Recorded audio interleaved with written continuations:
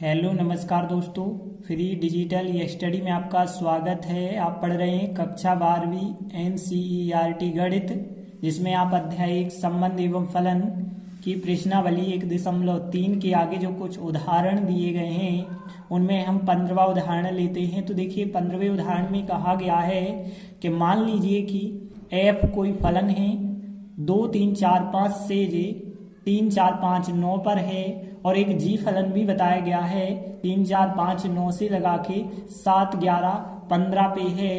दो फलन दिए गए हैं और उन फलन में f2 का मान 3, f3 का मान 4, f4 और f5 का मान 5 है। और g वाले की बात करें तो g3 और g4 का मान 7 है और g5 और g9 का मान 11 है। और कहा गया है गौफ ज्ञात कीजिए। तो देखिए हमने लिखा दिया गया है, हमें एक f फलन दिया गया है और फलन f के बारे में जो बात बताई गई है वो यहाँ पे लिख देते हैं। f2 का मान कितना बताया गया था 3, और f3 का मान कितना बताया गया है 4, और फिर f4 और f5 का मान कितना बताया गया है यहाँ पे लिख देते हैं। f4 और f5 इनका मान जो है वो कितने के बराबर है, 5 के बराबर है। और इसके बाद आपको एक जी फलन भी दिया गया है। तो जी फलन किस प्रकार से दिया गया, 3 4 5 9, 3 4 5 9 समुच्चय से किस समुच्चय पे है, 7 11 15 पे है। तो हमने लिखा 7 11 15 पर है। और यहाँ पे यदि हम मान देखें तो g3 और g4 का मान है 7, तो यहाँ पे हमने लिखा कि g3 और g4 इन दोनों के मान कितने हैं, 7 हैं। तथा हमने लिखा कि g5 और g9 के मान 11 हैं। तो हमने लिखा g5 और g9 इनके मान कितने बताए गए हैं, 11 बताए गए हैं। अब देखिए अब हमें क्या निकालना था, गौफ निकालना था, गौफ ज्ञात करना है। तो देखिए गौफ आप पढ़ चुके हैं, गौफ का मतलब होता है गौफ x। ध्यान देना, गौफ का मतलब क्या होता है, पीछे आपको x लगाना होता है और देखा जाए तो आगे g, और o का मतलब होता है कोष्टक, और बाकी क्या बचा होगा, fx बचा होगा।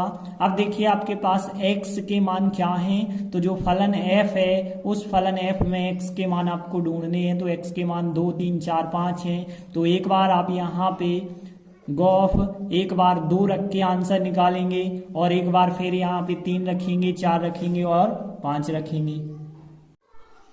तो हमें गौफ 2, गौफ 3, गौफ 4, गौफ 5 ज्ञात करना होगा। देखिए जब हम गौफ 2 ज्ञात करेंगे तो इसका मतलब होगा जी, और ओ का मतलब होगा ऑफ कोष्टक, और बाकी क्या बचा होगा, f2 बचा होगा। अब देखिए और इसे आगे सॉल्व करेंगे तो g और f2 का मान आप देखेंगे तो कितना है, 3 है। तो यहाँ पे हमने 3 रखा, और फिर g3 का मान कितना है, g3 का मान 7 है। तो इसका मान हो जाएगा 7। f3 का मान ज्ञात करेंगे, मतलब गौफ 3 का मान यदि हमें निकालना है तो g और o का मतलब कोष्टक, बाकी बचेगा आपका f3। और देखा जाए g लिखा है, f3 का मान कितना है, f3 का मान 4 है। तो हमने यहाँ पे लिखा 4, और फिर g4 का मान कितना है, 7 है। तो इसका भी मान 7 हो जाएगा। गौफ 4 की बात करें तो देखिए g और o का मतलब कोष्टक, बाकी बचा होगा f4। अब देखा जाए तो g लिखा और f4 का मान कितना है, f4 और f5 दोनों के मान 5 हैं। तो f4 का मान हमने लिखा 5, और फिर g5 का मान 11 है, और g9 का भी 11 है। तो g5 का मान कितना रखेंगे, 11 रखेंगे। और यदि हम देखें गौफ 5 ज्ञात करेंगे तो g o का मतलब कोष्टक, और बाकी क्या बचेगा, f5 बचेगा। और देखा जाए तो g f5 का मान जो है कितना है, 5 है। तो यहाँ पे 5 लिख देते हैं, और फिर आपके लिए देख सकते हैं कि g5 का जो मान है वो भी आपके पास कितना है, यहाँ पे 11 है। तो इस प्रकार से हमें गौफ का मान प्राप्त हो जाता है। तो आप लास्ट में लिख सकते हैं, अतः आपके गौफ का जो मान आया है, यदि आप इसे समुच्चय के रूप में लिखते हैं तो देखिए 2 रखने पे 7 उत्तर आया है। तो आप लिखेंगे कि 2 7, और 3 रखने पे भी 7 उत्तर आया है। तो लिखेंगे 3 7, 4 रखने पे 11 उत्तर आया है। तो तो 4 11 लिखेंगे, 5 रखने पे भी 11 उत्तर आया है तो 5 11 लिखेंगे, यही हमारा आंसर होगा। देखिए अगला क्वेश्चन है उदाहरण 16, यदि कोई फलन f वास्तविक संख्या से वास्तविक संख्या है और g फलन भी वास्तविक संख्या से वास्तविक संख्या है और हमें फलन fx का मान भी पता है, gx का मान भी पता है, तो हमें गॉस और फॉक ज्ञात करने हैं। सिद्ध भी करना है कि गॉस और फॉक बराबर नहीं होते हैं। तो देखिए सबसे पहले लिखा हमने हल। अब देखिए हमें क्या दिया गया है, तो जो फलन दिए गए हैं वो फलन हमने लिखे। हमें फलन fx का मान दिया गया है और fx का मान है cos x, और जो फलन fx है वो फलन रियल नंबर से रियल नंबर पर है, मतलब वास्तविक संख्या से वास्तविक संख्या पर है। तथा एक फलन और हमें gx दिया गया है और gx फलन कितना है 3x वर्ग, तो हमने लिखा 3x वर्ग है। और जो g फलन है यह भी जो है रियल नंबर से रियल नंबर पर है। अब देखिए हमें क्या ज्ञात करना है, सबसे पहले हम गॉस ज्ञात करेंगे। तो देखिए गॉस कैसे निकाला जाएगा, गॉस का मतलब होता है गॉस x निकालना है आपको। तो गॉस का मतलब क्या है, गॉस x, और गॉस x कैसे निकालेंगे g, और o का मतलब होता है कोष्टक ऑफ, और fx बाकी बचा होगा तो हम यहाँ पे fx लिखेंगे। और आगे आप देखें तो g fx का मान कितना है cos x, तो यहाँ पे क्या रख दिया जाए cos x।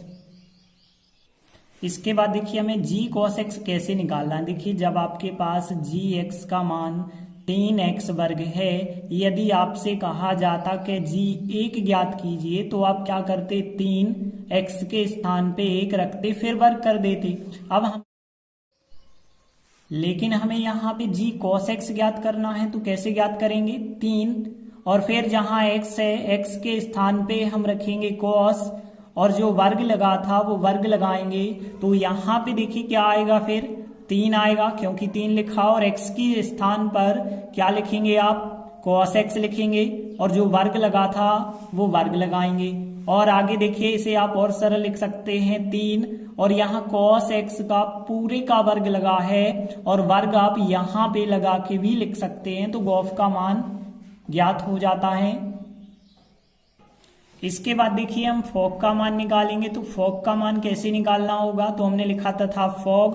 अब देखिए फॉक का जो मान हम निकालते हैं वो देखा होगा कि ज्यादातर हम y के सापेक्ष निकालते हैं, लेकिन यहाँ पे आपको ये चेक करना है कि y वाला तो कोई फलन ही नहीं है, तो y के सापेक्ष निकालना तो संभव ही नहीं है। तो एक चीज आप आसानी से याद रखें, यहाँ लास्ट में लिखा होता है f, और f x के रूप में है, इस वजह से x के सापेक्ष निकालते हैं। लेकिन यहाँ पे लास्ट में g लिखा है और g भी x के रूप में है, इसलिए यहाँ भी आपको x के सापेक्ष निकालना पड़ेगा।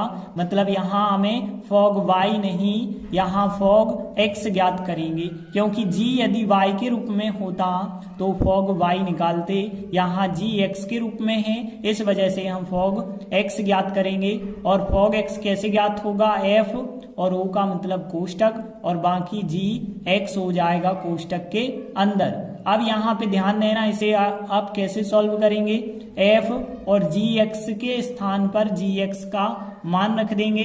तो कितना है यहाँ पे मान, 3x वर्ग मान रख दिया। अब देखिए आपके पास एक फलन था fx, क्या था, cos x था।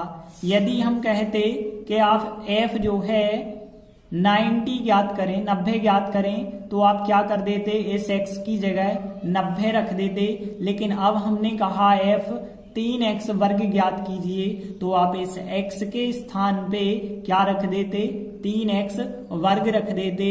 तो यहाँ पे f, जो यहाँ पे f है फलन, उसमें x के स्थान पे, तो f वाला फलन ये रहा, x के स्थान पे 3x वर्ग रखेंगे तो यहाँ पे cos 3x वर्ग हमें प्राप्त होगा। तो इस प्रकार से हमें गॉस का मान भी ज्ञात हो गया और फॉक का मान भी ज्ञात हो गया। यदि हम इसे समीकरण 1 कह दें, इसे हम समीकरण 2 कह दें, तो एक चीज आप देख रहे हैं, हमने लिखा यहाँ समीकरण 1 व 2 से, समीकरण 1 व 2 से स्पष्ट है कि अब देख सकते हैं यहाँ गॉस का मान 3 cos वर्ग x, जब फॉग का मान जो है cos 3x वर्ग, देख सकते हैं दोनों बिल्कुल बराबर नहीं है, तो हमने यही बात लिख दी कि समीकरण 1-2 से स्पष्ट है कि गॉफ का मान बराबर नहीं है फॉग के मान के, और यही हमें सवाल में सिद्ध करना था, तो यही हमारा सवाल सिद्ध हो जाता है। तो इस प्रकार से हमने 2 महत्वपूर्ण उदाहरण समझे। आगे के वीडियो में हम आगे के उदाहरण करेंगे। धन्यवाद।